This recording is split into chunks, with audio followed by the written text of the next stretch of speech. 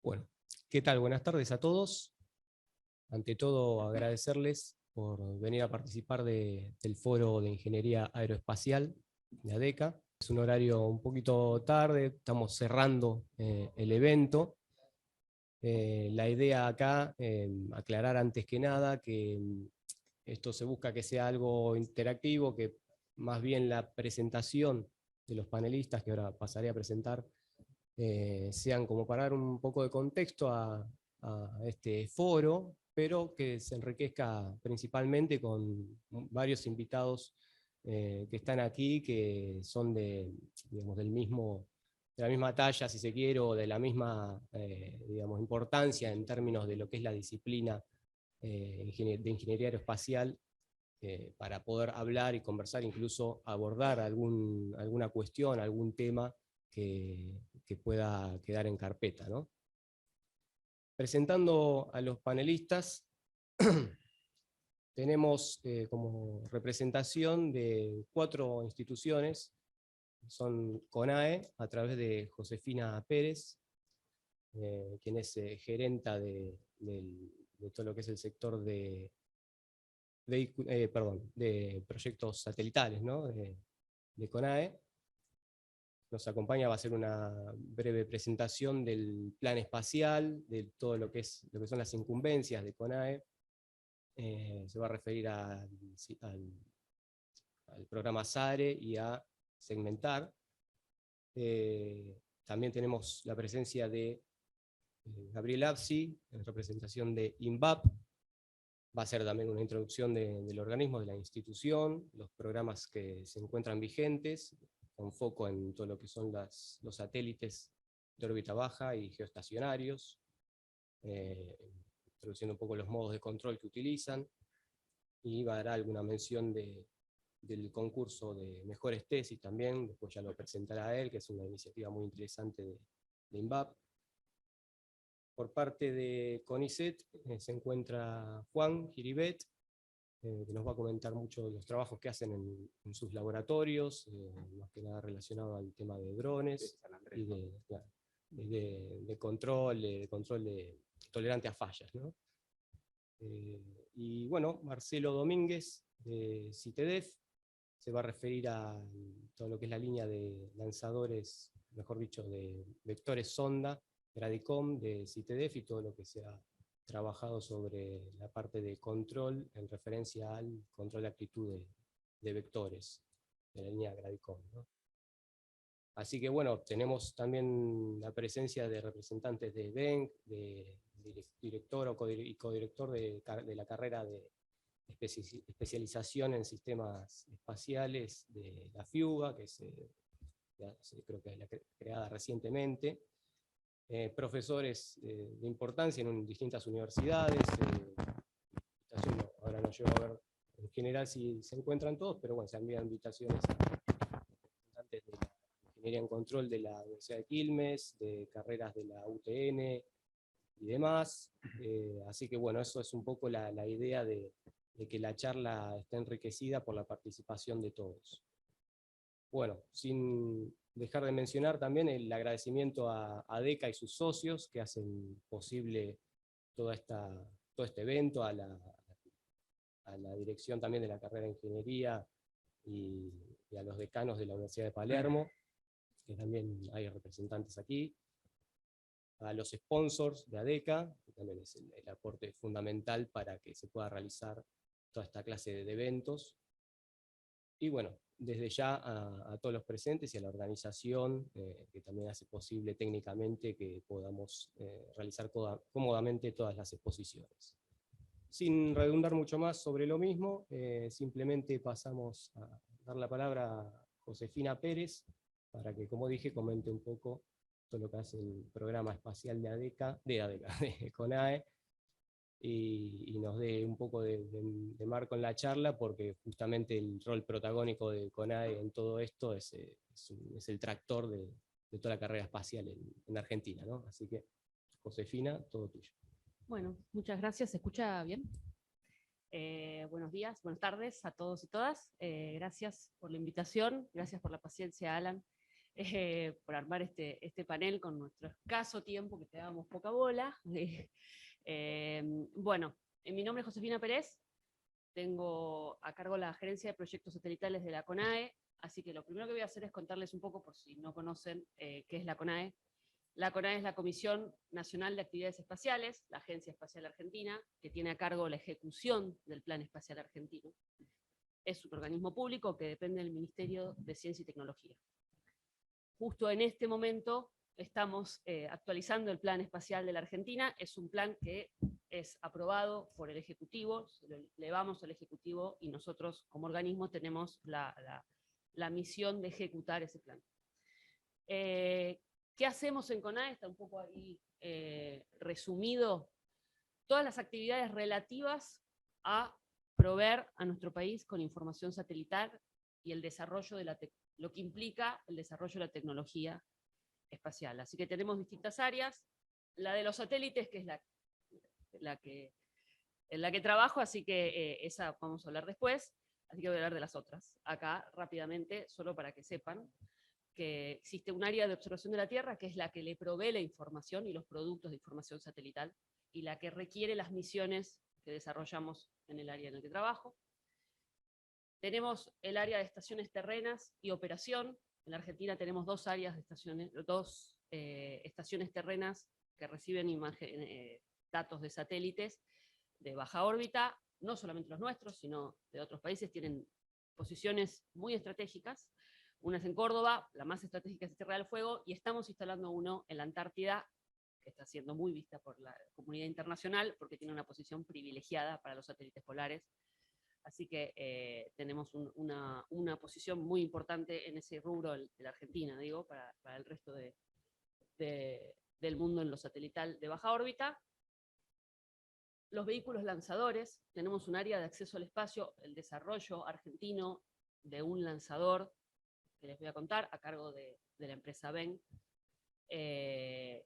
Les voy a contar justamente en el programa que yo les voy a estar contando, es esencial tener nuestro propio lanzador y cerrar la cadena vertical y ser autónomos en todo, poder lanzar nuestros satélites, ponerlos en órbita y proveer la información. Nos falta esa cadena de desarrollo, la de poner en órbita. Hay un área que se llama Gerencia de Acceso al Espacio, que se carga del desarrollo y las bases de lanzamiento. Tenemos dos bases en construcción, una en Punta Indio, otra en Filipinas. Así que, bueno, ese es el otro área, en Bahía Blanca, no, la segunda, que es la que va finalmente a lanzar el tronador. Y el otro área muy importante que es la educación. Formar a nuestro país para el uso y para el desarrollo de la tecnología, porque no sirve de nada tener la tecnología si no la podemos usar. En ese sentido, tenemos distintas áreas, la unidad de formación masiva, donde el público es educación primaria y hasta secundaria, que es para el uso de la información, y también tenemos un Instituto Gulich, donde hay maestrías con la Universidad de Córdoba dedicadas a la ingeniería aeroespacial, al uso de información, doctorados en el uso de la información.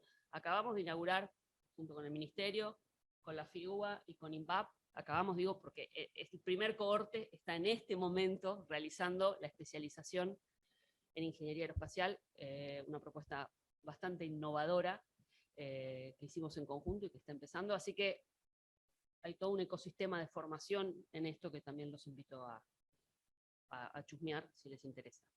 Dicho todo esto, vamos a lo que nos interesa, que son los satélites.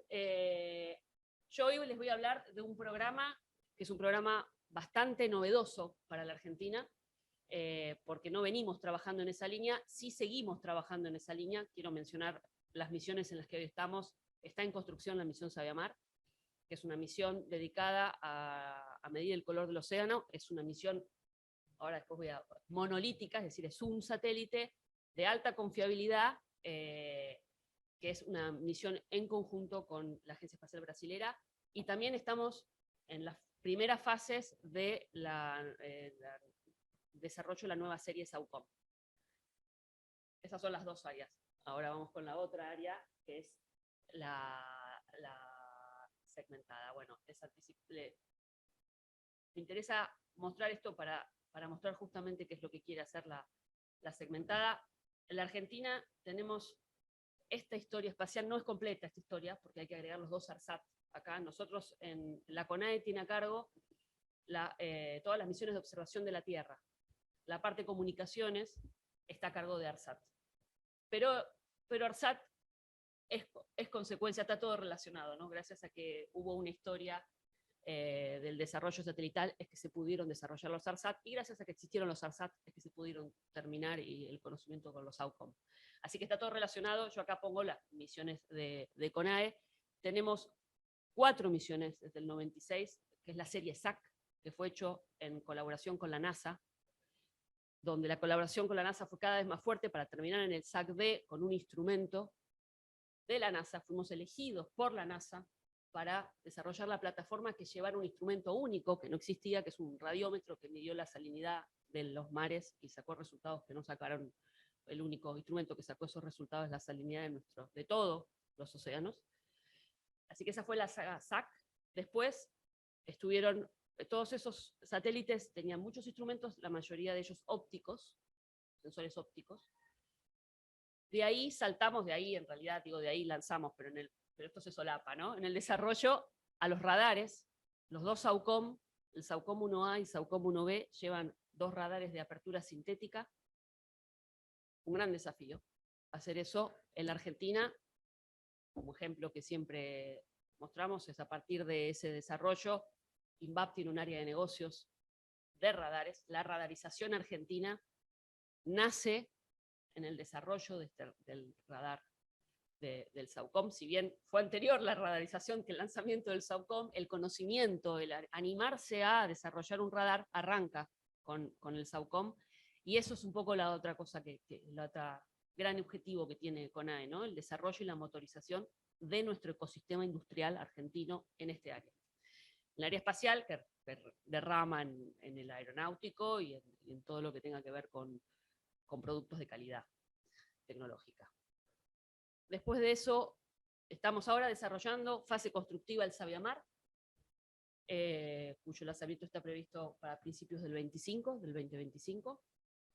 Y bueno, y esta es la carrera, y lo que ahora con la revisión del plan, siempre estuvo en danza un nuevo concepto, una nueva filosofía de desarrollo, en principio, casi primordialmente, para poder cerrar la cadena vertical. O sea, un SAUCOM que pesa 3.000 kilos, es muy difícil poder lanzarlo nosotros mismos. Solo tenés que tener un desarrollo de acceso al espacio muy, muy largo. Por eso nosotros necesitamos, uno de los drivers es bajar el peso de nuestras misiones. ¿Y cómo hacemos para tener las mismas prestaciones con satélites más chicos? Y ahí nace la idea del programa de arquitectura segmentada, instrumentado, ahora lo vamos a ver, a través de las misiones ARE. ¿Cuál es la idea? Es cambiar el concepto de arquitectura, sobre todo del segmento espacial. El segmento espacial le llamamos a lo que está volando. El sistema es todo, incluye el segmento terreno y las operaciones, pero el segmento espacial, hoy en estas misiones que yo les conté, era un segmento único donde todas las funciones y todos los instrumentos están en el mismo satélite.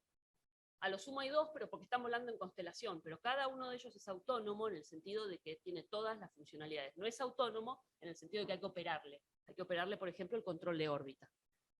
Hasta ahora esas son nuestras misiones. ¿Qué buscamos con la segmentada? Que lo que está en el espacio sean segmentos. Segmentos que trabajan entre sí, donde segmentos que son satélites, pero cada uno de ellos tiene una función específica, comparten recursos, y comparten no solamente recursos, sino pueden compartir la misión entre instrumentos. O sea, un instrumento está en un satélite y otro instrumento está en otro satélite. Eso lo que nos permite es, al distribuir las funciones, bajar el peso o el tamaño que necesitamos, y eso trae un montón de beneficios. En principio, poder lanzar con autonomía, porque es compatible, uno de los requerimientos número 1 a los segmentos de la segmentada es que sean compatibles con nuestro lanzador. pero también nos da mucha escalabilidad y adaptabilidad, porque justamente como son segmentos que comparten recursos, vos podés ir agregando recursos a medida, por ejemplo, de tu presupuesto, a medida de tu demanda. Entonces es como un concepto, hoy por hoy nosotros las misiones que tenemos empiezan y terminan, tienen una misión específica, cuando se lanza la misión se completa. Acá es un continuo, no termina nunca nuestro programa segmentada, porque todo el tiempo puede ir mejorando y todo el tiempo se puede ir incrementando y adaptando a las demandas. Esos son los requerimientos que le pusimos al programa segmentada. Cuando nos enfrentamos a esto, nos encontramos con que los desafíos tecnológicos que tenemos hoy en la Argentina, con el conocimiento que tenemos en la Argentina, son principalmente dos. Uno es el vuelo en formación, es decir, que nuestras plataformas se autocontrolen solo, o sea, sean autónomos en el control para poder volar lo suficientemente cerca o para mantener una órbita relativa entre dos segmentos que no dependan de la operación humana. No sé si estuvieron el martes a la tarde, Pablo Servidia dio una charla sobre la misión ALOF, que justamente es una misión tecnológica que pretende validar el algoritmo y el vuelo en formación que vamos a usar en la segmentada. Y la otra es la comunicación entre satélites. Si nosotros queremos segmentar recursos, vamos a tener que comunicar los satélites entre sí. Así que esas dos líneas son las líneas fuertes que tecnológicamente nosotros estamos, presento un poco el roadmap que estamos pensando para llegar a tener esas dos capacidades, con esas dos capacidades, más una plataforma multipropósito, porque esa es la otra, hoy conseguir tener una respuesta. Si uno quiere pensar en un programa segmentada, está pensando en lanzamientos frecuentes. Para tener lanzamientos frecuentes uno tiene que tener una capacidad de producción de satélites muy alta. Para lo que hacemos hoy en día, altísima, porque hoy lanzamos un satélite cada 4 años, o cada 5. Entonces, otro gran desafío, que no tiene que ver con lo tecnológico, pero sí es lograr en la Argentina una producción en serie de plataformas. Eso implica un montón de cosas. Por ejemplo, la calidad de sus componentes. Hoy, si uno quiere hacer un satélite de alta confiabilidad, la forma es comprar componentes de alta confiabilidad, y eso tiene a veces una entrega, lo estaba hablando recién, una entrega de 18 meses, de 24 meses solo para entregar un componente. Entonces no podés pensar un programa ágil así. Entonces, bueno, hay todo un plan de confiabilidad atrás de esto. Esos son los 3 desafíos del segmento de vuelo. Y también, como este programa no termina, para la otra década, para la década que viene, lo que estamos pensando, o lo que le estamos requiriendo al área de I+D, es que después del vuelo en formación logre el rendezvous y el docking. El rendezvous y el docking es encastrarse. Entonces lo que podemos hacer es extender la vida útil, agregar redundancias y hasta sacar nuestra chatarra espacial. Y ahí terminamos de cerrar todo el ciclo, porque también el rubro de la basura espacial está siendo muy mirado internacionalmente con la cantidad de satélites que están lanzando. Entonces cierra la cadena por completo, ¿no? Lanzar, dar la misión y, por supuesto, está la forma del deorbiting, pero también llevarte la chatarra espacial. Y en cuanto al segmento terreno, también es un gran desafío, uno se lo olvida, pero también es un gran desafío operar multimisión. Ahora les muestro que nosotros estamos pensando en distintos instrumentos. Hoy nosotros tenemos un segmento terreno para una misión, otro segmento terreno para otra misión. Es un desafío, y también maximizar la autonomía, minimizar la operación humana y maximizar la autonomía del segmento de vuelo y del segmento de tierra con inteligencia artificial, tanto en tierra como en vuelo. Por ejemplo, para planificar una adquisición que hoy requiere de humanos haciendo la operatoria para programar el satélite. Así que todos estos son los desafíos que nos enfrenta la segmentada. Para empezar, el primer desafío que ya estamos trabajando es encarar un desarrollo de una plataforma multipropósito, a la cual llamamos Patagonia, y que logre ser lo más invariable posible para los distintos tipos de misiones. O sea, que sea una plataforma estándar, ya sea que tenga un radar, ya sea que tenga una cámara, ya sea que tenga una memoria como un recurso. ¿Por qué? Porque eso es lo que nos permite la producción en serie porque si cada una es distinta, es imposible. Entonces, cuando vos querés imaginarte que tenés que hacer una producción en serie, tiene que haber muchos elementos en común entre una plataforma y otra, también para el plan de adquisición de componentes, así que estamos trabajando en eso, en el diseño de una plataforma que sea independiente de la órbita, que funcione independiente de la órbita, que funcione independiente del instrumento que lleva. Y creo que el último slide. Este es el roadmap que estamos pensando desde el punto de vista tecnológico, de las fases del desafío tecnológico. A cada una de estas misiones que vos ves, que tiene estos nombres, por ahora, le corresponde una misión específica, que es lo que estamos terminando de definir con el equipo de ciencia. Una primera fase tecnológica para el desarrollo de la plataforma, a quien le vamos a ir incorporando la capacidad de vuelo en formación y de comunicación entre satélites. Entonces, en esta primera fase vamos a definir el desarrollo, el diseño final de la plataforma, que es lo que llamamos Patagonia Beta y Sare Beta, son dos misiones, se lanza una sola, un solo satélite, que va a tener una misión específica, pero que siempre va incrementando sus capacidades hacia la segmentada. Y con esta fase el plan de confiabilidad, la elección de los componentes que no sean los de alta confiabilidad, tenemos que encontrar esa solución de compromiso, de confiabilidad a nivel sistema o a nivel componente. Y una segunda fase, que es la más interesante, que ya son misiones que llevan más de un satélite, estamos pensando en varias, donde ya se pruebe el vuelo en formación, ya tenga autonomía, pero no de a 2 satélites, pero sí tenga autonomía de vuelo cada uno de los satélites. Y también la inyección en órbita. La inyección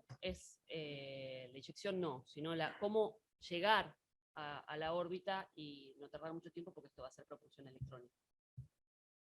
Finalmente, en el SARE 3 ya pretendemos tener todas, va a ser un enjambre, todavía no está definido cuántas, pero sí, ya que tenga todas las capacidades de segmentación para pasar después a la segunda generación, que ya tendría el rol de U y el docking, para poder directamente agregarle redundancias. Algo que se rompió, puedo ir y reemplazarlo simplemente enchufándole un reemplazo. Esa sería la proyección. Bueno, esto es el desafío que nos estamos planteando, que le vamos a estar planteando a nuestros proveedores. Está saliendo de la cocina, así que tienen una primicia. Así que bueno, por acá estamos yendo en el plan espacial. Ya les digo, están las misiones de alta confiabilidad, pero esta sería como un nuevo concepto que tiene mucho para dar y va a haber mucho trabajo para hacer.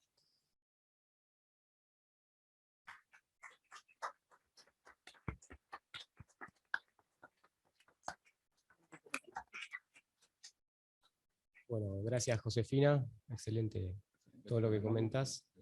Pasamos a la exposición de Gabriel Apsi. Repito, después vemos todas las exposiciones y empezamos todo lo que es el foro propiamente para hacer preguntas e interactuar y agregar lo que se quiera, ¿no?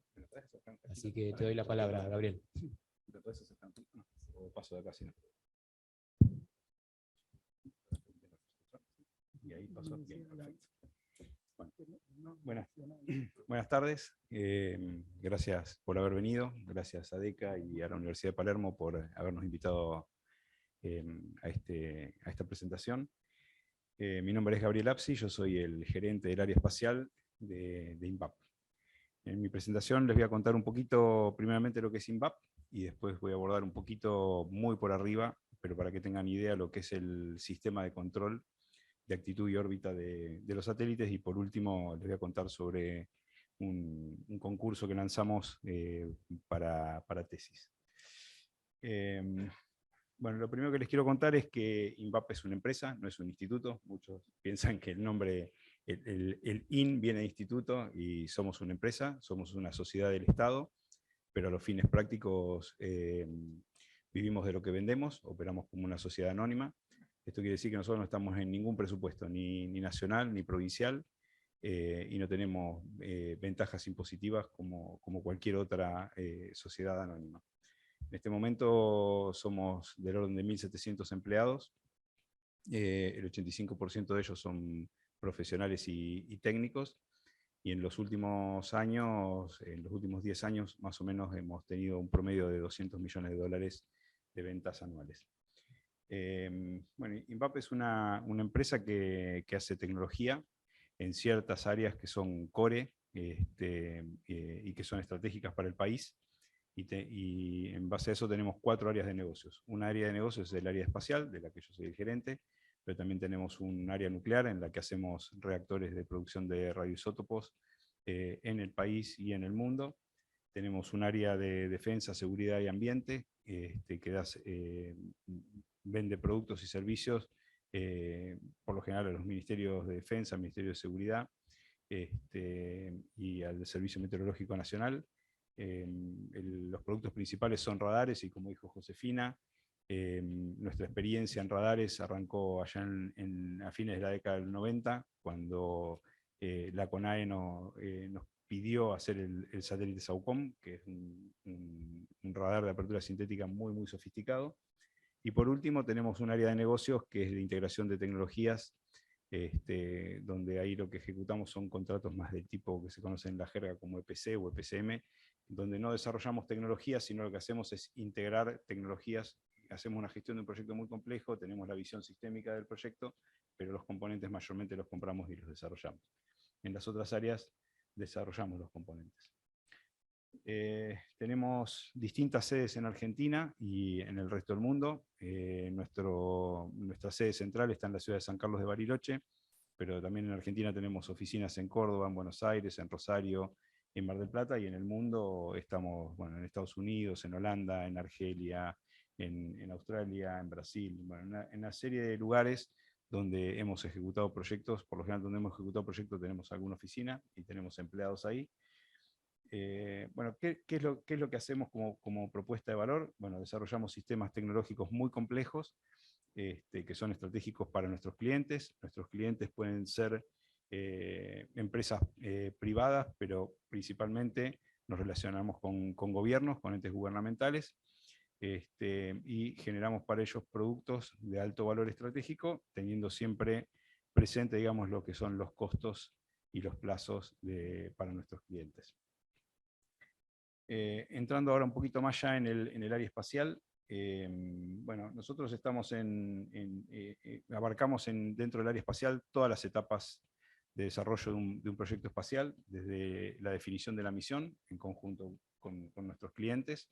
Principalmente en Argentina, nuestros clientes son la CONAE y ARSAT, que es una sociedad anónima, pero es una empresa del Estado.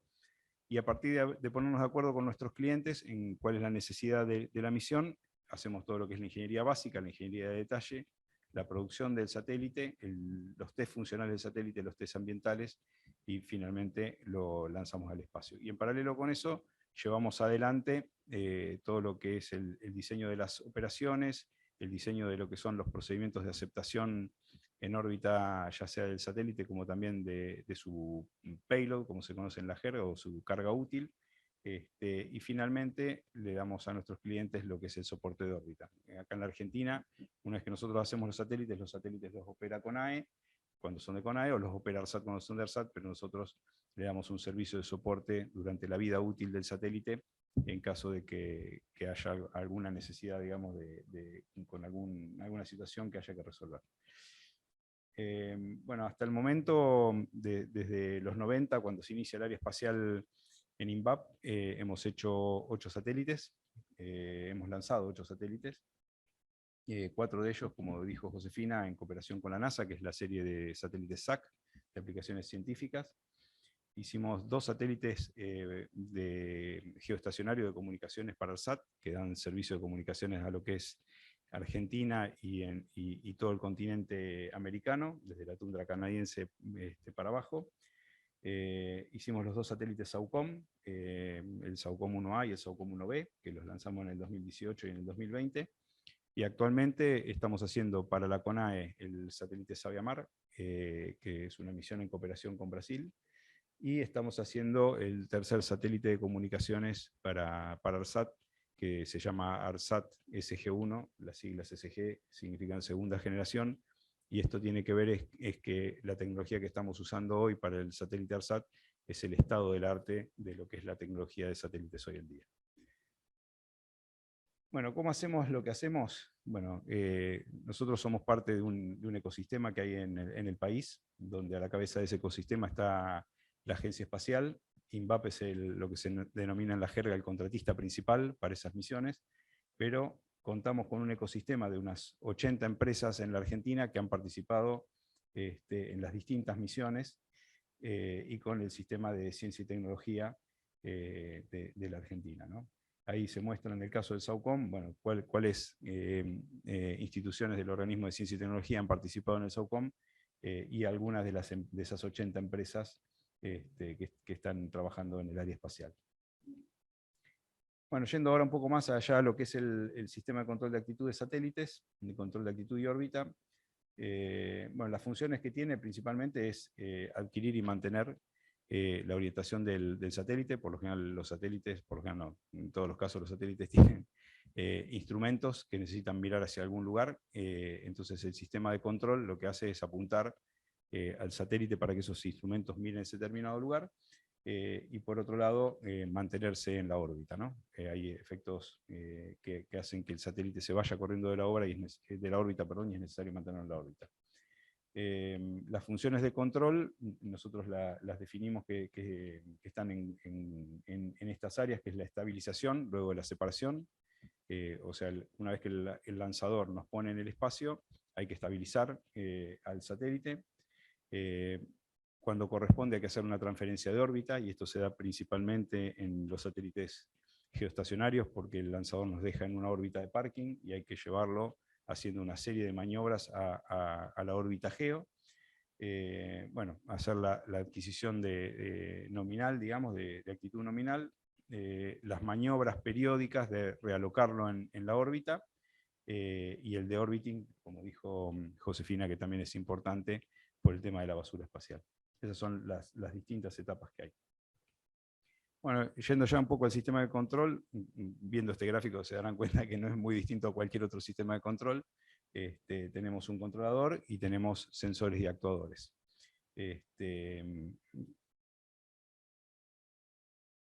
Cuando el proceso de ingeniería que llevamos adelante para diseñar el control incluye, tenemos que analizar cuáles son los objetivos de la misión y a partir de ahí derivar los objetivos del sistema de control, modelar el sistema que queremos controlar y a partir de ahí la interacción con el entorno. Especificamos cuáles son los sensores y los actuadores que necesitamos para cumplir con esos requerimientos que tiene el sistema de control. Hacemos el diseño del control, simulamos en computadora el comportamiento de ese sistema de control, y realizamos las operaciones del segmento terreno relacionadas con el control. La actividad de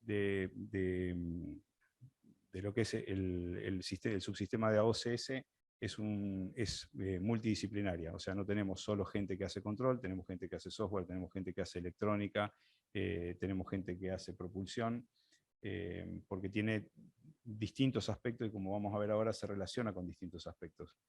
La influencia que tiene con el subsistema AOCS es de los subsistemas más complejos, digamos, que hay a bordo del satélite, porque interacciona con el equipo del proyecto, con la ingeniería del sistema del satélite, con la gente de calidad del satélite, con operaciones, con los equipos de soporte terreno, con el subsistema térmico, con el subsistema de propulsión, con el de estructuras y mecanismos, con el de potencia, con el equipo, la carga útil, el payload, el onboard computer, el software de vuelo, los proveedores de los equipos que utilizamos para hacer el guiado y control del satélite, nuestros clientes y todo lo que es la secuencia de armado, integración y test del satélite. O sea, es una actividad que, como dije antes, es multidisciplinaria, ¿no? Tenemos muchas interfaces con lo que es el proyecto y el satélite.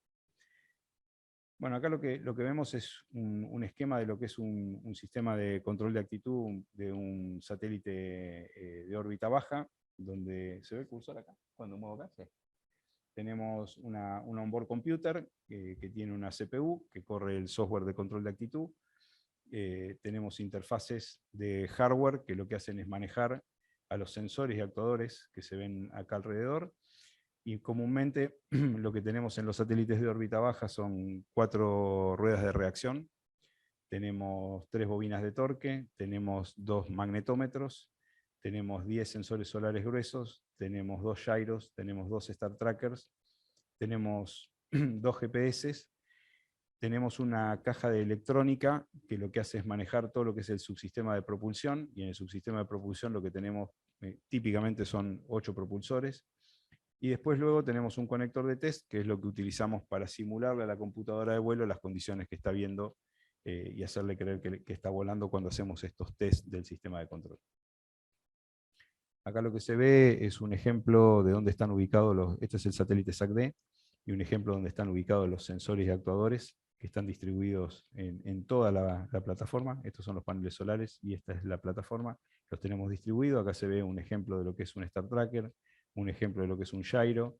Acá se ven las ruedas de inercia en la pirámide, para que tengan un poco idea, digamos, de los tamaños que tienen estos sensores y actuadores en respecto a la escala del satélite. Acá se ve el tanque de hidracina para los propulsores.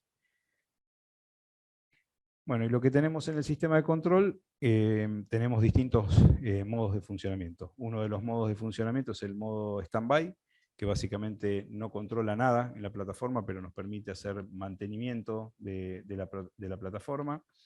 Tenemos un modo que se llama modo de supervivencia, que es un modo que utilizamos de emergencia, cuando el satélite entra en una emergencia. Y ahí lo que utilizamos, lo que van a ver acá en estas columnas, es los sensores que utilizamos y los actuadores que utilizamos. No en todos los modos utilizamos los mismos sensores y actuadores. En el modo survival lo que utilizamos son los sensores más confiables y los actuadores más confiables, y que son los más simples. Por ser los más confiables son los más simples. Y en el caso del modo survival utilizamos los sensores solares gruesos y los magnetómetros. Lo que hacemos en el modo survival es apuntar el satélite al sol para garantizar la carga de potencia, digamos, en las baterías, garantizar la potencia del satélite y mantenerlo estable térmicamente. Después tenemos otro modo que se llama modo 6 hall, en los cuales utilizamos, incluimos el gyro dentro del lazo de control, el giróscopo, y los actuadores son las ruedas de inercia y los magnetómetros, y las bobinas de torque. Y este es un modo que lo que hace es un apuntamiento grueso al lugar donde uno quiere apuntar, pero como todavía estamos usando sensores que son gruesos, como los magnetómetros y los core solar sensor, el apuntamiento es grueso. Después tenemos el modo ciencia, que es el modo en el que está el 90% del tiempo el satélite está puesto en ese modo, que es el modo apuntamiento fino. Por lo general, en el caso de los de órbita baja, es a la Tierra, porque es lo que estamos mirando a la Tierra, y ahí ya lo que incluimos son los Star Tracker, que los Star Tracker tienen muy buena precisión de apuntamiento. Y después tenemos el modo de propulsión, que es el modo que utilizamos para hacer el mantenimiento de la órbita. Y ahí lo que utilizamos son los Star Tracker y los gyros como sensores, y como actuadores utilizamos las ruedas, las bobinas de torque y los propulsores. Lo que ven en este esquema son los distintos modos de funcionamiento que les conté recién y las transiciones entre los modos, ¿no? Y lo que pueden ver es que hay transiciones que son por comando, hay transiciones que son automáticas, y hay transiciones como estas líneas punteadas que se dan cuando se activa el algoritmo cuando hay una falla, digamos, en algún sensor o en un actuador, se activa lo que se llaman los algoritmos de FEDIR, que vienen de las siglas en inglés de Failure Detection, Isolation and Recovery. Entonces, bueno, si uno estuviera, por ejemplo, en un modo ciencia, volando en el modo ciencia, perfectamente apuntado a la Tierra, y llegar a ver algún problema con algún sensor, entra el algoritmo de FEDIR y lo que hace es pasarlo automáticamente al modo 6 hall. Si no se puede mantener el satélite en el modo 6 hall porque la falla persiste, se pasa al modo survival y queda en un modo utilizando estos sensores que son los más básicos, apuntado al sol hasta que desde tierra se tome alguna decisión. Y luego desde tierra, cuando uno diagnostica, entiende la falla, la puede aislar desde tierra, lo puede comandar de nuevo para pasarlo a 6 hall, lo puede comandar de nuevo para pasarlo a ciencia, y estando en ciencia uno lo comanda al modo propulsión para hacer mantenimiento de la órbita. Lo puede comandar tanto desde el modo 6-hole como desde el modo ciencia propulsión. Y luego, bueno, puede salir del modo propulsión cuando termina la propulsión, que eso se programa, o puede salir si se activa el algoritmo de FEDIR. Bueno, esto es para darle un poco un pantallazo de cuáles son los modos de control de los satélites y qué sensores y actuadores son los más típicos de usar. Y lo que quería contarles es que hemos lanzado un concurso nacional para premiar a las mejores tesis de ingeniería. Los objetivos bueno, que nos pusimos es reconocer el talento argentino, poner en valor la práctica de la ingeniería, aportar una mirada plural, inclusiva y federal, seleccionar los proyectos que son más innovadores y destacar y difundir propuestas que busquen construir un mejor futuro para los y las argentinas. ¿A quiénes está dirigido? Bueno, está dirigido a las personas que se hayan graduado en universidades públicas o privadas de todo el país o extranjeras. Los que se postulen tienen que haber hecho tesis de grados, maestrías o doctorados aprobados durante el 2022 y 2023. Y para mayor información de las bases y condiciones, acá les dejo el link que está en la página de INVAP/concurso de tesis, para los que les interese entender cuáles son las bases y condiciones. Bueno, eso es todo. Muchas gracias.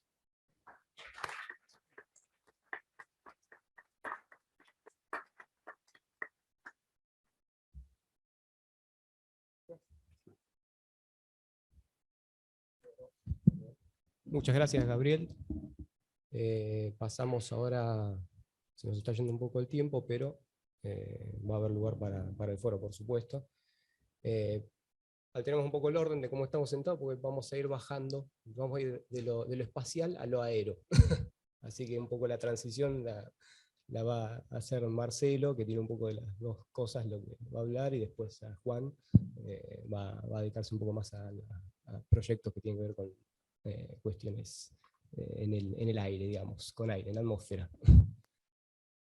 Así que, bueno, Marcelo, te doy la palabra. ¿Funciona? Sí. Bueno, Marcelo, entonces tiene la palabra. No veo la...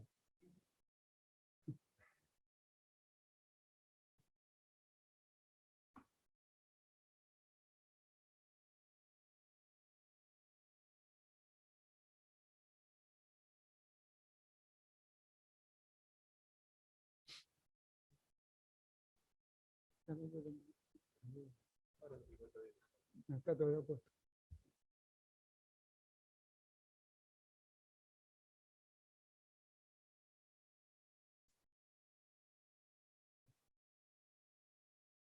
Sí. Todavía no se ve arriba.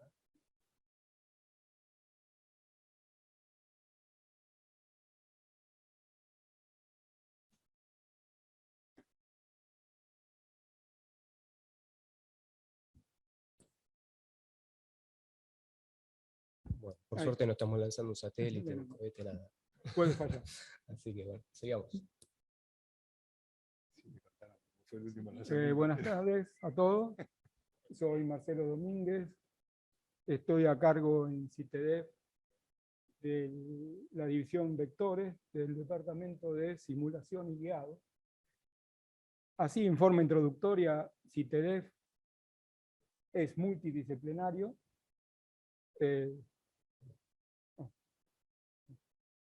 Como las fotos más o menos reflejan la idea general de lo que es las actividades del instituto.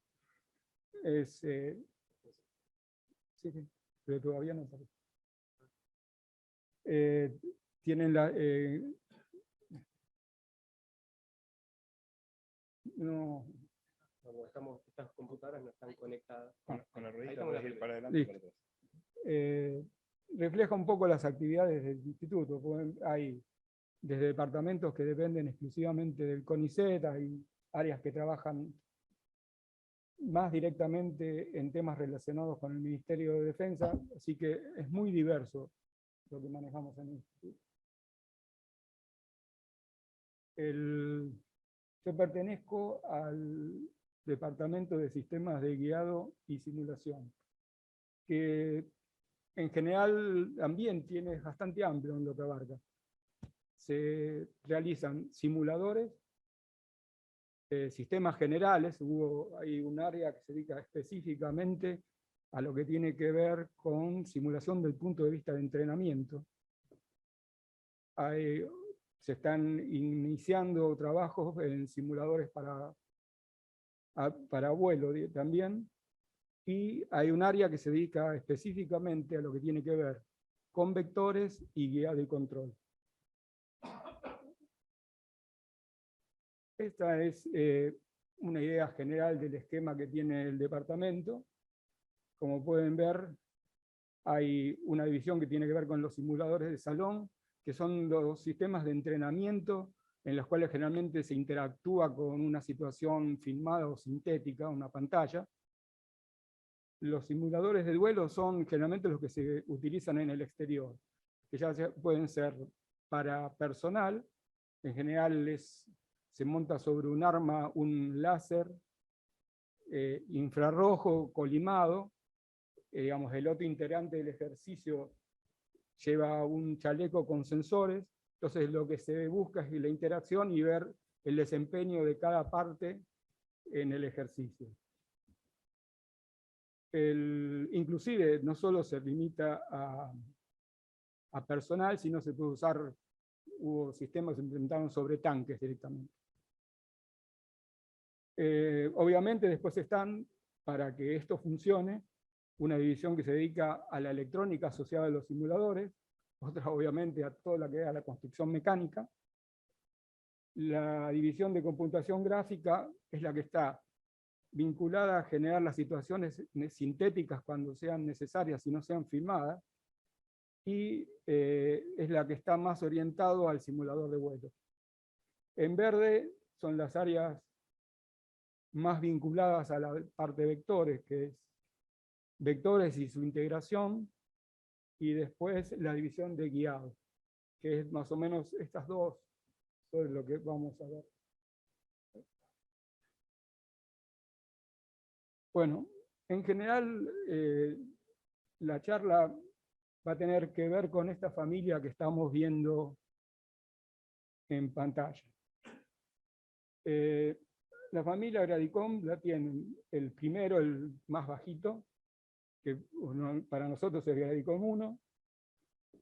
Es un proyecto que surgió de una evolución del tamaño de los vectores. Había un interés en ir aumentando el diámetro de los motores de propulsantes sólidos. Hasta ahora, en general, se usaban calibres bajos, que era el clásico para proyectiles de artillería, que eran 120, 130 milímetros en general. El interés estaba en manejar diámetros mayores. Estos son de diámetro de 320 milímetros y había un interés en pasar hasta los 500, que tiene toda una tecnología muy, muy particular en el procesamiento y cómo se realiza el llenado de los motores. En esta primera etapa se empezó por la serie toda referida a 320. Entonces, la primera prueba fue de un motor simple, después se armó uno de 2 etapas, se evolucionó ese vector de 2 etapas, y los que figuran como Gradicom 4 en 2 versiones, era una etapa posterior donde se aumentaba el largo del motor, o sea, había más, se buscaba maximizar el empuje que íbamos a obtener.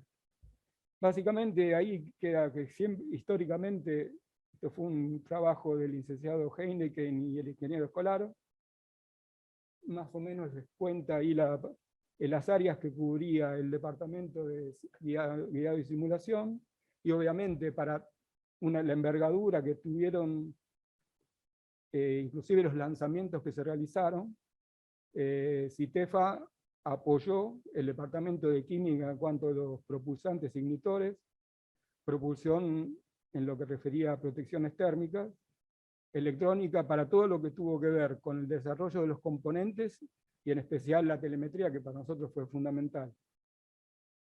y el taller de prototipos que se dedica de todo lo que es la fabricación.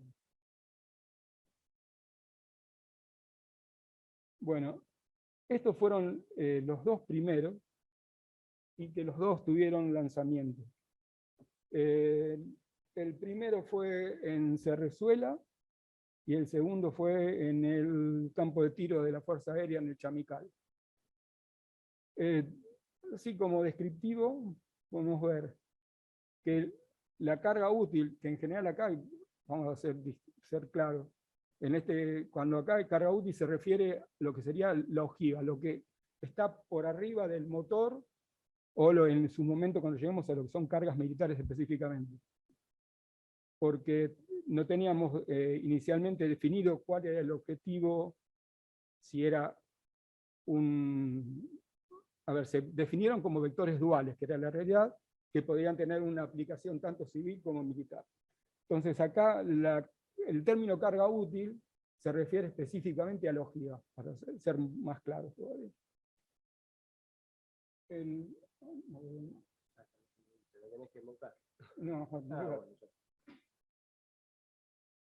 Perdón.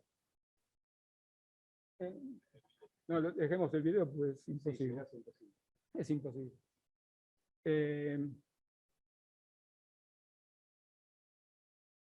El Gradicom 3, habiendo ya realizado los lanzamientos del 1 y del 2, directamente se solicitó continuar con el programa. Y como hubo se nos otorgó más tiempo, se hizo una repasada de todo lo que fue diseñado. Entonces, lo primero que se hizo fue hacer que adelgase un poco, y se pasó a muchos componentes en aluminio, en especial cabezales y convergentes. O sea, eso implicaba solucionar todo un problema de protecciones térmicas, que afortunadamente se hizo un cambio en el diseño y funcionó realmente bien. Estos motores, para que tengan una idea, los motores Gradicom llevaban 220 kilos de propulsante. Originalmente el diseño del vector implicaba que iba a ser un motor de 300 kilos. Lo que sucedía es que la planta que llenaba los motores no daba para llegar a los 300. Entonces se hizo esta versión que era de 200, 230 kilos. Depende a veces las condiciones. Este vector se construyó, lo pueden ver en la prueba que iba a hacer antes del disparo, ya montado sobre rampa. Inclusive el video que está debajo corresponde al ensayo en banco. Pero finalmente, semanas antes del lanzamiento se postergó, quedó almacenado, y directamente por una cuestión de seguridad, si bien se recuperaron todos los componentes, hubo que vaciar de propulsante los tubos, porque almacenar propulsante compuesto no es seguro después de mucho tiempo. Entonces, directamente nos quedamos con todos los componentes, pero sin los motores activos. Al costado lo que pueden ver es una idea del plan de vuelo del Gradicom 3, que pensábamos superar los 100 kilómetros. En este caso, la carga que se recuperaba iba a ser provista, o de hecho hasta la tuvimos, por el CIA de la Fuerza Aérea. Y el proyecto quedó en que simplemente no se tiró, pero está construido, está guardado en galpón, pero existe.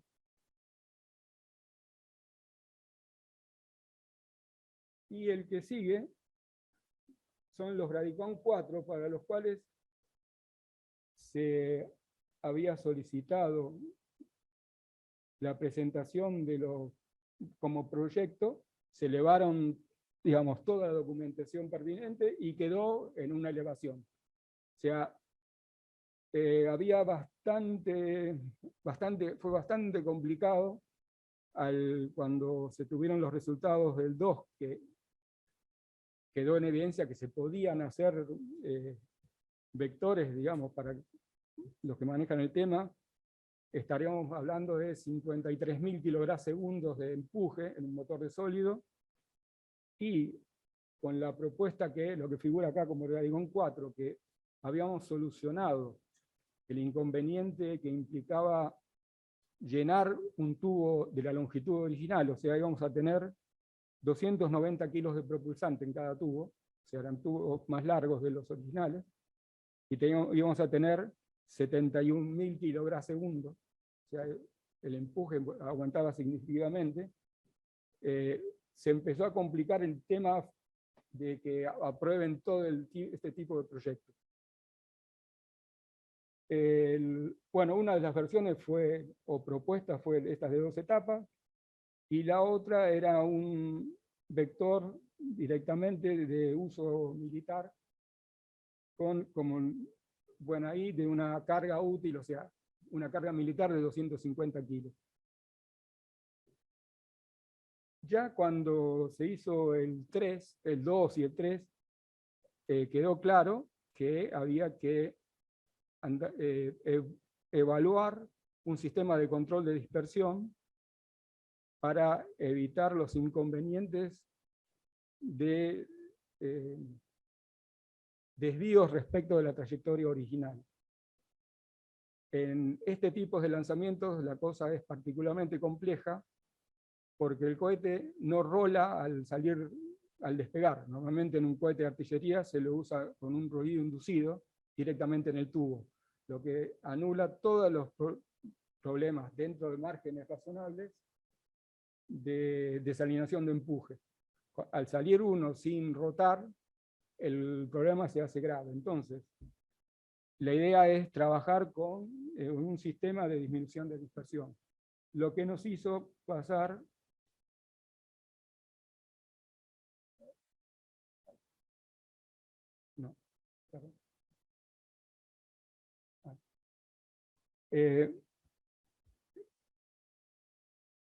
teníamos que hacer un sistema de eso, pero necesitamos una herramienta que para nosotros era muy importante, que era tener un sistema de simulación en 6 grados de libertad que sea confiable. Con el ingeniero Raut había trabajado más que nada en un sistema de 6 grados de libertad para misiles tácticos, orientado y generado más que nada desde un punto de vista académico. Cuando trabajamos en conjunto, vimos que era complejo vincularlo con vectores reales, sobre todo cómo representar la dinámica del vector y cómo introducir todo lo que era el modelo aerodinámico. O sea, él lo había visto de un punto de vista mucho más académico. Entonces, lo que se hizo fue reformar mucho del código para aceptar vectores reales. Nos vino muy bien en el trabajo toda la telemetría obtenida del Ergadicon 2, para poder asegurar que podíamos con este sistema reproducir los vuelos que ya teníamos con telemetría. Y después, cuando hicimos el Ergadicon 3, que se hizo un estudio de seguridad, el CIA de Córdoba hizo el estudio de seguridad de campo de tiro. Entonces trabajó en una simulación Monte Carlo para evaluar los posibles puntos de impacto. Para ello utilizó el software ROSI, que es lo que ahora ya creo que no existe de esa forma, lo que antes era el DFB-DLR, ahora creo que es simplemente DLR en Alemania. Entonces aprovechamos toda la información que ellos, o sea, condiciones de disparo, característica del vector y punto de impacto, y con eso nos servía para ir ajustando el desarrollo propio del instituto contra un software que es el que usa la Agencia Espacial Europea. Bueno, para considerar el tema de control de dispersión, acá tomé un ejemplo cualquiera que es un vector, creo que es originalmente ruso. Era un problema que ya habían pasado varios por esta etapa, en la medida que el vector tiene cada vez más alcance, y no siendo un misil, la dispersión empieza a ser un problema. El primer que fue importante en este tipo de trabajo fue los rusos, en este particular era el que estamos viendo, que era el SMERS, usaba un sistema, inclusive tenía giróscopos mecánicos, y se basaba en un sistema con control de chorro de gases, que es lo que se ve al principio. Básicamente tenía 4 toberas que estaban permanentemente abiertas. Si se ven en el extremo, se ve como una sombra de humo que sale desde la ojiva. Entonces lo que hacían ellos es, obturaban una, y al producirse una descompensación de carga, se generaba la maniobra. Ese fue el primer diseño. Ellos, con el correr del tiempo, pasaron al que está en el extremo, que es por micromotores. Básicamente son motores cohete muy chiquitos. El concepto es, hay un array, y uno los puede usar solo una vez. Y uno tiene que tener claro cuál va a encender, porque tiene una posición determinada, y hay que tener en cuenta también el rolido. Ellos dejaron de usar el generador usando chorro de gases y pasaron a los micromotores. Y la última versión pasó a algo un poco más clásico, que son Canar. El problema de cuando uno trabaja con Canar en tubo es plegar la sala. Y en general, cuando uno, desde el punto de vista aerodinámico, tenerlos muy cerca de la ojiva, complica bastante el cálculo. No es lo mismo que esté en la sección cilíndrica del misil que esté en la parte de la ojiva. Entonces, estas son las 3 alternativas posibles que uno podía manejar.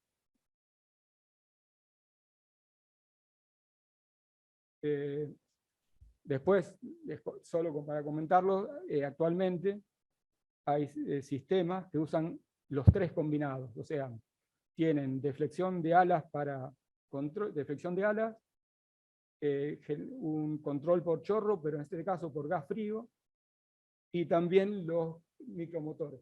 Usan los 3 sistemas en forma simultánea.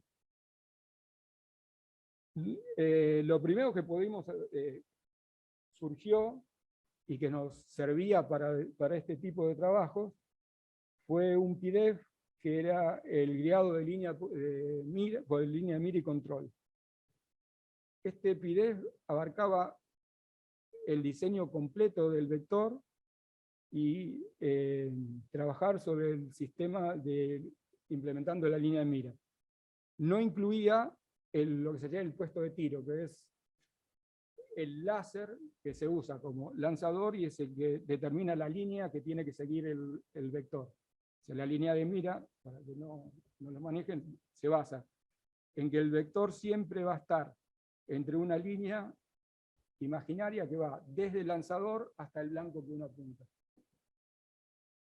Bueno, ahí como detalla el texto, había que hacer absolutamente todo.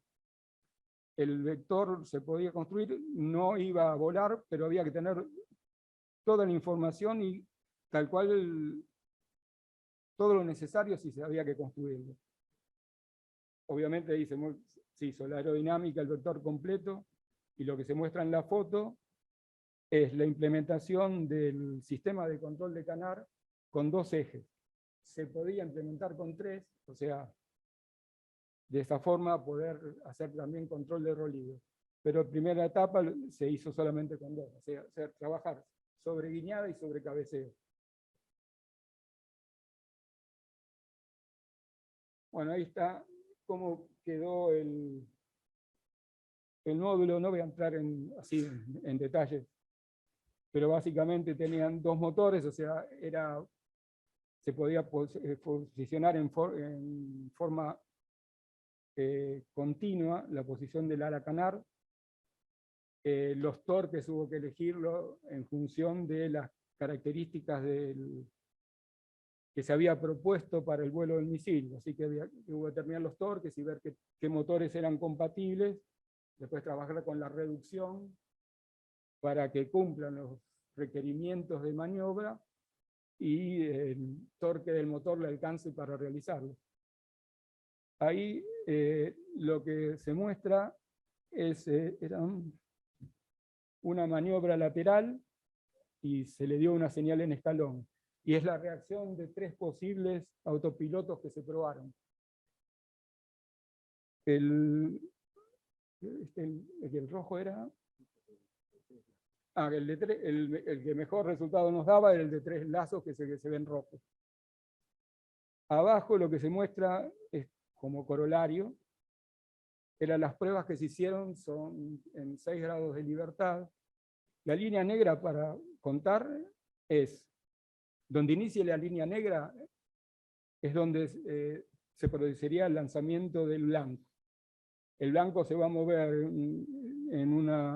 a velocidad constante, a Mach 0,6, con alturas entre los 2.000 y 5.000 metros, a 4.000 y 5.000 metros del punto de disparo.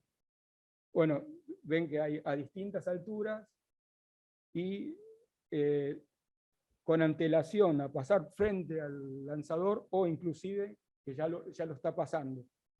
En todos los casos, que en realidad en el 90% se logró el impacto, y en la color celeste se puede llegar a ver una línea segmentada. Eso representa que lo que se lograba, se hacía la prueba con rolido o sin rolido. O sea, de todos modos son rolidos controlados, en orden 4 o 5 Hz. Y ya sea con rolido cero, con rolido de 4 o 5 Hz, de todos modos todo el sistema de control funcionaba. Bueno, ahí está ahí está nada en especial. Básicamente, la posición del vector se realimentaba al puesto de tiro para la desviometría, entonces se calculaba el apartamiento del vector respecto de la línea de mira, y el vector realimentaba a la computadora de a bordo para las maniobras, para la orden que se generaba para la canar. El segundo que pudimos probar después fue trabajar con chorro de gases. Eso fue una cosa mucho más chica que nos dieron como para hacer una factibilidad. También se diseñó todo el vector, se ven las toberitas, se muestran las distintas alternativas que tuvimos para obturar las toberas. Aprovechamos con motores para tratar de usar lo que se había hecho con los Canar, pero no tenía sentido, como esto es un sistema bam-bam, o abrimos o cerramos, directamente con... no era necesario un control continuo. Así que con electroimanes se podía solucionar. Después, la referencia de la gráfica de abajo es que, obviamente, trabajar con los gases que genera un motor que quema digamos, en forma de cigarrillo, es complejo. Entonces, hacer las pruebas a temperaturas de 1100, 1200 Kelvin no es una cosa que se pueda repetir muchas veces, entonces está la opción de trabajar con gas frío. Entonces hay un trabajo que seguimos que da la correlación entre el uso de gas frío y gas caliente, que permite que uno haga todos los ensayos con gas frío, aceptando un delay en el tiempo de respuesta. Bueno, esto es el modelo del modelo aerodinámico del... yo viendo acá. Es el modelo aerodinámico de una de las opciones, que es un body tail simplemente. Las gráficas de los costados son coeficientes y derivativas del modelo.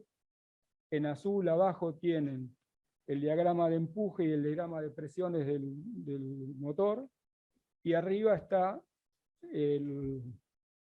la fuerza que nos entregaba el motor de maniobra.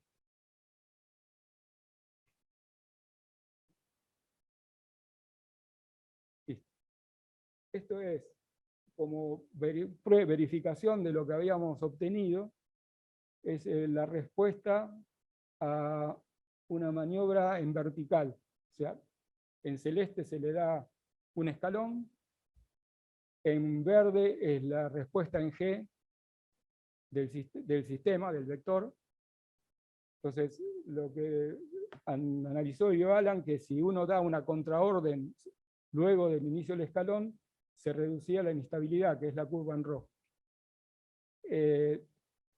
Este proyecto, durante el desarrollo notamos que teníamos un problema grave, que era usualmente las temperaturas de combustión de los propulsantes son en general las que usamos en el instituto para motores cohete, son mucho más altas que los 1100 Kelvin, andan de 1500 Kelvin para arriba. Y para el departamento de química trabajar con 1100 Kelvin le resultaba una alteración de la reformulación de todos los propulsantes. Así que pidieron que, digamos, dejamos stand-by y lo siguiéramos solo como un desarrollo, para no tener que hacer un diseño completamente nuevo del propulsante. Y este es lo mismo, o sea, el análogo, pero con una configuración wing body tail. Obviamente tiene más maniobra. Y se hizo el mismo análisis. Obviamente se obtiene para una orden en escalón mucha más respuesta en G, por el hecho de que tiene las alas, y también haciendo lo mismo, haciendo una orden inversa, apenas se da el escalón, se logra minimizar la inestabilidad. O sea, para lo que se buscaba, en este caso era suficiente, no tenía que cumplir un guiado.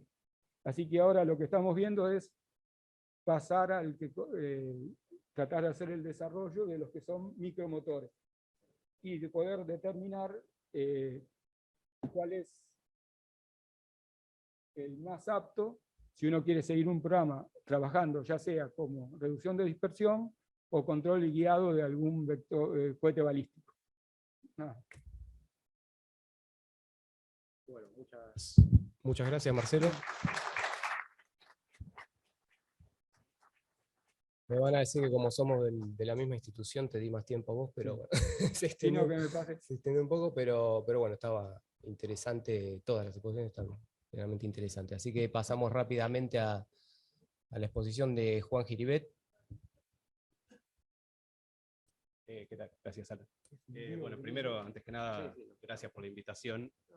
Bueno, les agradezco que se hayan quedado a pesar de ahora.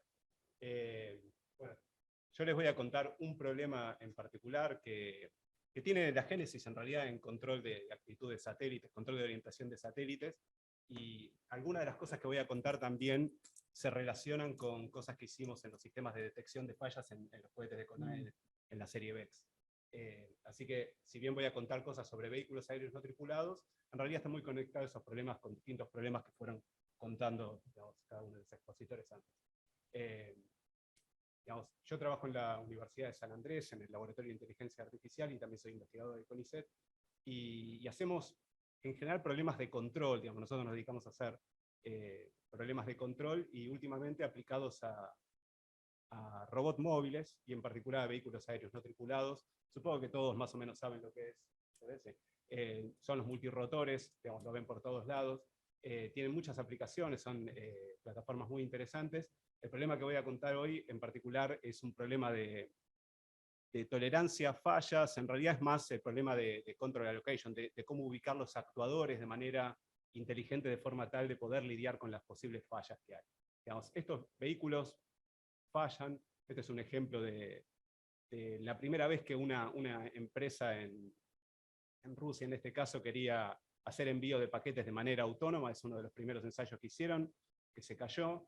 Este de acá es un ejemplo que uso siempre, que es en un, no sé si llega a ver ahí bien la fotito del del EXA cayéndole a una pobre corredora que estaba corriendo una maratón en Australia y le cayó justo en la cabeza y por suerte también, se lastimó, pero no pasó nada. O sea que suelen aparecer muchos accidentes con este tipo de vehículos por distintos motivos.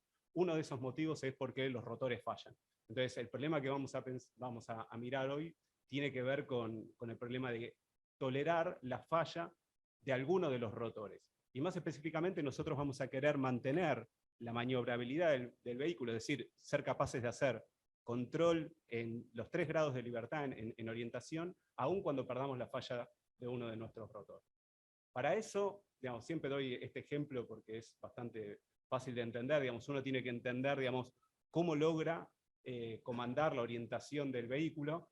Digamos, primero, digamos, a nosotros nos va a interesar, por un lado, obviamente, controlar altura, pero subir y bajar altura es simplemente, digamos, subirle la velocidad a cada uno de nuestros motores.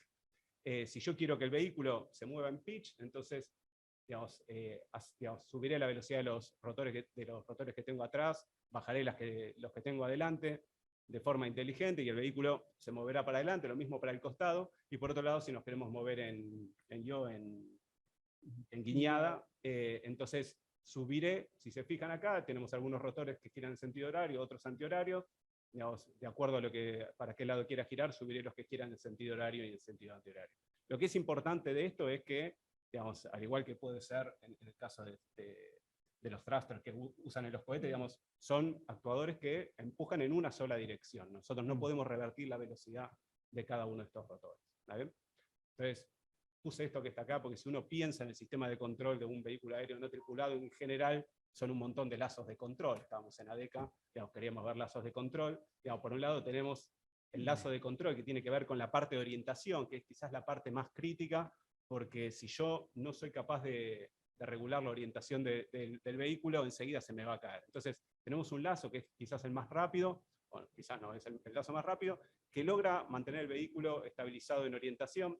Después tenemos otro lazo de control que se encarga más de lograr que la posición del vehículo vaya al lugar donde uno quiere. Después seguramente tendremos un lazo que tendrá que ver con el guiado. O sea, yo planifiqué una trayectoria y voy a querer actuar, digamos, de acuerdo con mi control de orientación para lograr esa trayectoria. Y por otro lado tenemos un lazo más grande todavía, que es una especie de monitoreo de la misión y control de la misión que opera con cada uno de los subsistemas de control que uno tenga. En particular acá, estoy haciendo un esfuerzo, Alan, por ir rápido, pero vamos a ver si recuperamos. En particular acá nos vamos a dedicar a la parte del sistema de control de orientación, y vamos a tener nuestro lazo de control. Yo no me voy a detener en esta parte, me voy a detener más en la parte esta que está acá, que es el sistema que supervisa que el sistema está funcionando correctamente. Hay un sistema, como decía antes Gabriel, digamos, de detección de fallas y eventualmente para aislar la falla. ¿Está bien? Entonces vamos a tener acá un sistema de detección de fallas, pero la parte que a mí me va a interesar más es cómo ubico los motores, estos que están acá. Bueno, ya bien ubicados, ¿no? Pero ¿cuál es la forma en que me conviene ubicarlos de manera tal que si falla alguno de los rotores, yo sea capaz de mantener el control completo del vehículo en orientación y en altura también? ¿Está bien?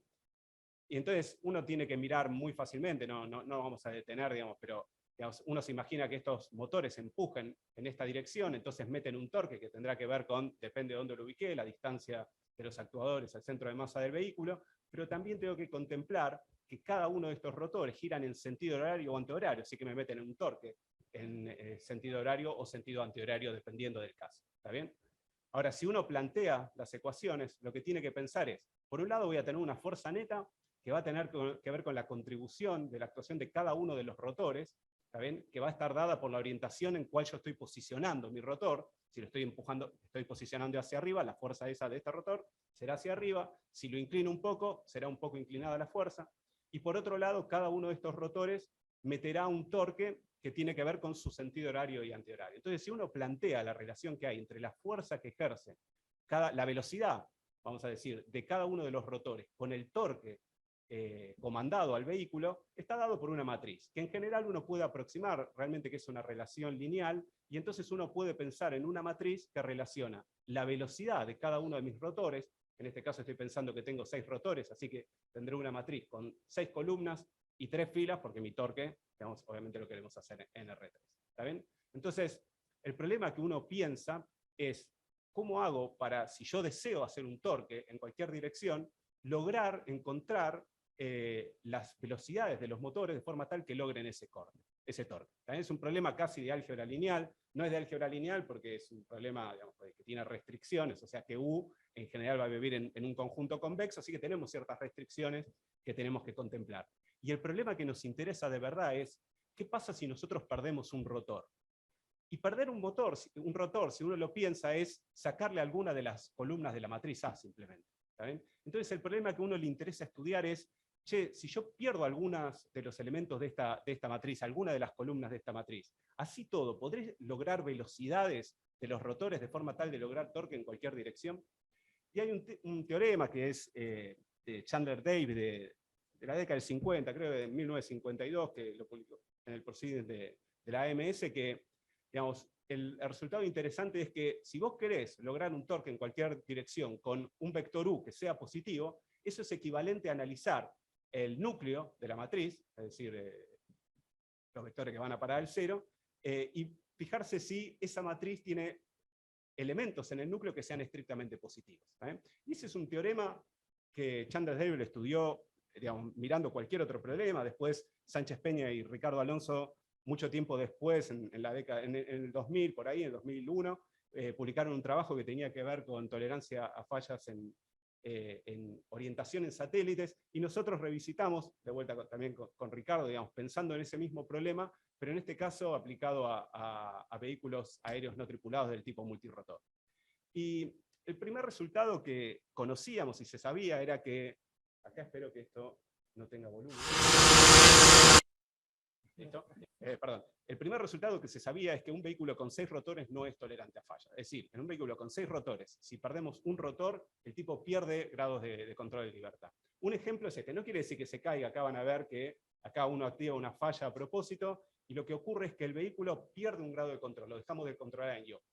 Tenemos que sacrificar algún grado de control. Obviamente no queremos sacrificar pitch y roll, porque si no se nos cae la tierra, pero tenemos que liberar el roll y dejarlo quieto, y lograr aterrizar el vehículo en esta condición. Es como cuando un helicópterista pierde el rotor de cola y el tipo tiene que aterrizarlo girando, digamos, con el rotor principal nada más. ¿Se puede hacer? Sí, se puede hacer. Con una carga útil esto no funciona. ¿Está bien? O sea, es muy difícil de lograr, digamos, mantenerlo estabilizado así y controlarlo. Entonces nos pusimos a pensar cuál era el problema que pasaba acá, por qué un vehículo con 6 rotores no era tolerante a fallas, y la idea era estudiarlo en base a este teorema de Chandler Davis, y analizar geométricamente qué estaba pasando con las soluciones de ese problema asociado. Y, digamos, existían distintas alternativas, digamos, para digamos, lidiar con vehículos que fuesen tolerantes a fallas. Algunas requerían que los rotores cambien de dirección, lo cual no era posible hacer. Y nosotros, una de nuestras propuestas fue, bueno, mirá, si vos en lugar de poner todos los rotores tratando de maximizar el empuje hacia arriba, los rotás de alguna manera, los ubicás en otra forma, vos podés lograr tolerancia a falla.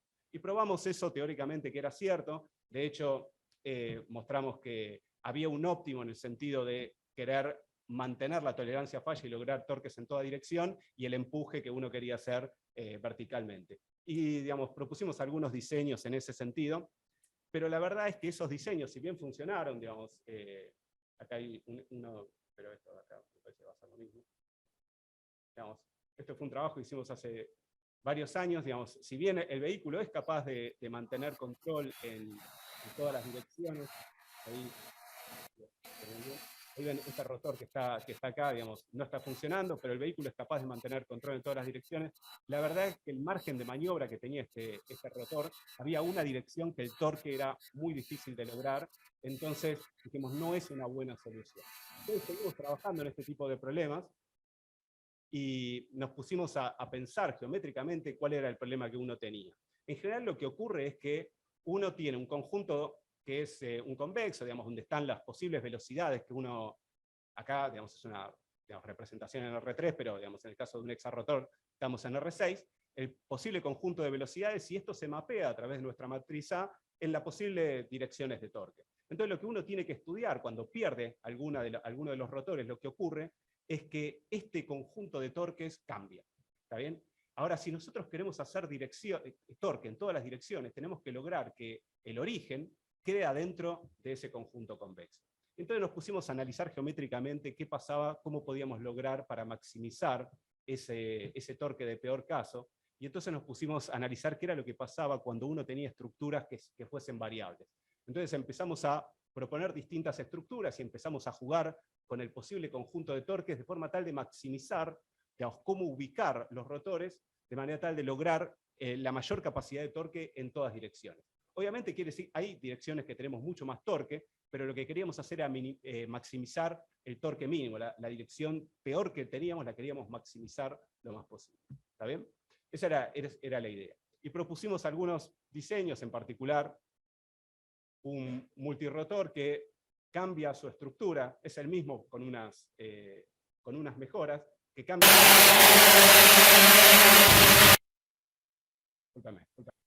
y acá van a ver que aun cuando la falla ocurre en el aire, el sistema de detección de fallas es capaz de detectar la falla lo suficientemente rápido y el vehículo no se cae, ahí paró la hélice, se lo ve bastante bien, y el vehículo apenas modificando su estructura, de hecho lo único que ocurre es que este rotor varía un poco su ángulo, modificando un poco su estructura, logra mantener la tolerancia a fallas. Este fue un trabajo y realmente lo probamos, lo probamos con vientos fuertes y el vehículo funciona y es capaz de mantener la estructura. Después trabajamos bastante en la parte de detección de fallas, en particular en los últimos años estudiamos estrategias basadas en datos, ¿no? Estrategias de aprendizaje de máquina, digamos, para detectar la falla del sistema sin tener que agregar sensores adicionales, y mostramos que era posible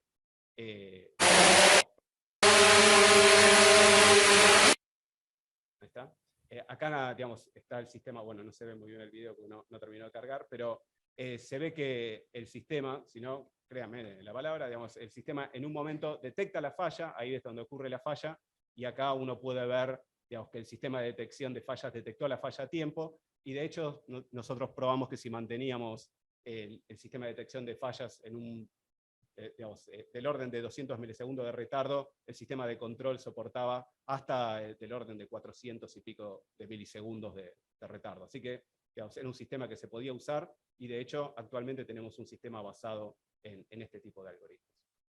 Voy a pasar esta parte rápido, para obviar porque si no, no vamos a llegar al tiempo, pero la idea es que después extendimos estos datos y uno de los problemas cuando uno trabaja utilizando técnicas de inteligencia artificial o de machine learning es que en general depende de los datos y uno no tiene certificados, o sea, hay ciertos algoritmos que sí, pero uno no tiene certificados que garanticen que la solución es válida. Entonces, para ciertas aplicaciones no son una buena estrategia usar este tipo de algoritmos. Digamos, funcionan, es lo que hay actualmente en la tecnología, pero todavía queda para hacer una mejora importante en ese sentido. Digamos, una de las cosas en las que estuvimos trabajando en este último año fue en dar certificados que garanticen que aun cuando uno se base en datos para aprender el controlador puede garantizar estabilidad independientemente de esos datos que uno adquiera, obviamente con ciertas hipótesis que tenemos que hacer. Entonces, estamos trabajando en estos algoritmos de machine learning con certificados, que es un problema importante. Y después, como digamos, podíamos reconfigurar los motores de los vehículos, después, está mal decir que nos cebamos, pero digamos, dijimos, hagamos y vehículos que cambien de forma por todos lados, y un lindo ejemplo son los manipuladores aéreos, que es algo que se está trabajando mucho en el último tiempo. Entonces, una de las cosas que empezamos a trabajar era, ¿qué pasa si en lugar de cambiar digamos, dónde están los rotores, lo que hacemos es cambiar la estructura del vehículo? Por ejemplo, ubicar el manipulador, en este caso la batería, ubicar la batería, digamos, acá estamos, los primeros ejemplos que hicimos era en lugar de poner un bracito robótico, ponerle solamente la batería, que la ubicamos en donde queremos, y entonces estudiamos, en el caso donde fallase algún rotor, cuál era la ubicación óptima que teníamos que tener de nuestro manipulador para compensar la tolerancia a fallas. Y probamos algunos de esos ejemplos, acá aprendí, y por ejemplo acá pueden ver, digamos, un ejemplo en donde, bueno, discúlpenme, el video no sé qué pasó, pero digamos, donde el multirotor, digamos, es capaz de compensar la falla de uno de los rotores, aún cuando falla, digamos, lo que hace es reposicionar la batería, y Bueno, no se ve, no importa. Reposiciona la batería y es capaz de compensar la falla que tenía. Y obviamente después seguimos trabajando, y ahora estamos trabajando con vehículos que ya ponen los rotores donde se les ocurre, y es un problema interesante desde el punto de vista del diseño de control, y, digamos, y también es digamos, tiene aplicaciones de interés más allá de que es divertido ver que los brazos se mueven por todos lados y compensan fallas y qué sé yo. ¿Está bien? Pero es un problema interesante desde el punto de vista teórico también, que es quizás la parte que más me motiva. Y después le iba a contar otros problemas así muy rápidos que trabajamos en el laboratorio. Nosotros, una de las principales áreas que trabajamos es de control coordinado de vehículos. Digamos, un caso como el que contaba antes Josefina, digamos, en nuestro caso lo hacemos con robots, en este caso con vehículos aéreos y vehículos acuáticos. Acá no se llega a ver, pero se ve, digamos, el reflejo del vehículo aéreo. Y, digamos, acá hay algunos ejemplos que hicimos para hacer relevamientos sobre la topografía del terreno, reconstruyendo con imágenes aéreas y mostrando que las imágenes satelitales que uno puede tener, como tiene un tiempo de revisita mucho más, digamos, menor tasa de refresco, uno con estos vehículos aéreos puede mejorar esa información.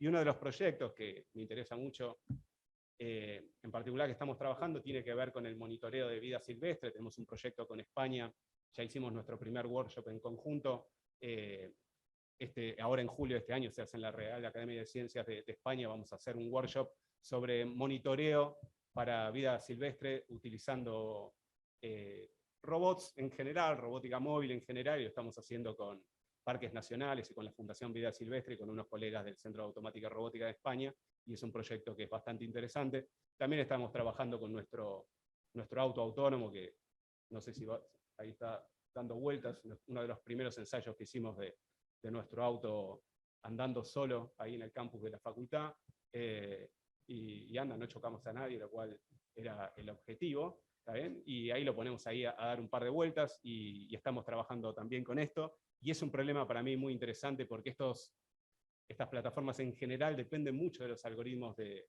inteligencia artificial, y es un caso en donde trabajar con certificados para las soluciones es un problema muy, muy importante para hacer, y entonces es algo que me interesa bastante también, en particular, trabajar con la parte de tolerancia a fallas en este caso. ¿Está bien? Y creo que, bueno, está bien, también hacemos robótica con perritos.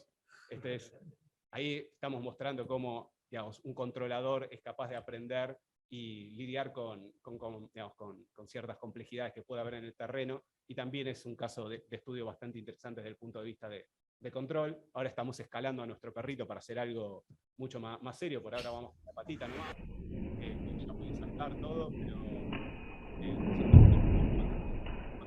esperamos que para fin de año ya tener el robot funcionando en el campus y viendo qué pasa cuando le fallan las patitas, porque lo único que quiero hacer yo es que las cosas fallen, porque lo único que sale.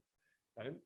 Bueno, eso es todo. Traté de ir lo más rápido posible. Perdón si me salí. No, perfecto. Bueno.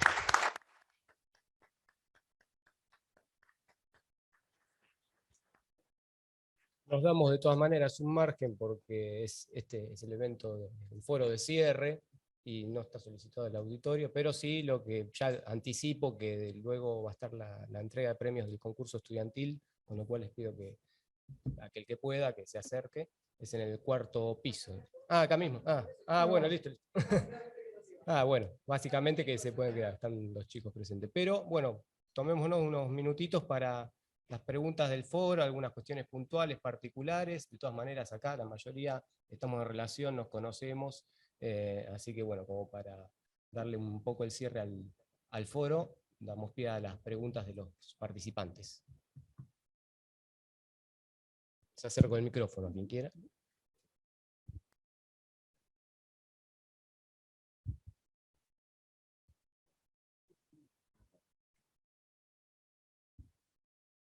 Está todo demasiado claro en las exposiciones. La verdad que ciertamente fue así, pero quien desee preguntar lo que se les ocurra.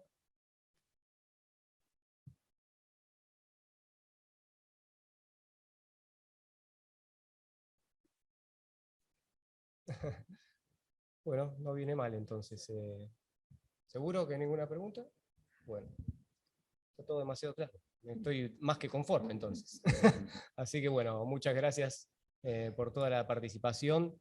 Desde ya, un enorme agradecimiento a todos los panelistas. Sé estrictamente que todos se han hecho un espacio. En el caso de Gabriel, viajó desde Bariloche, se tomó el avión exclusivamente para venir a dar la charla acá, y bueno, también la agenda apretada que todos tienen y me consta. Así que un enorme agradecimiento por toda esta desinteresada comunicación y compartir todos los proyectos que hacen a nuestra especialidad tan interesante. Muchas gracias.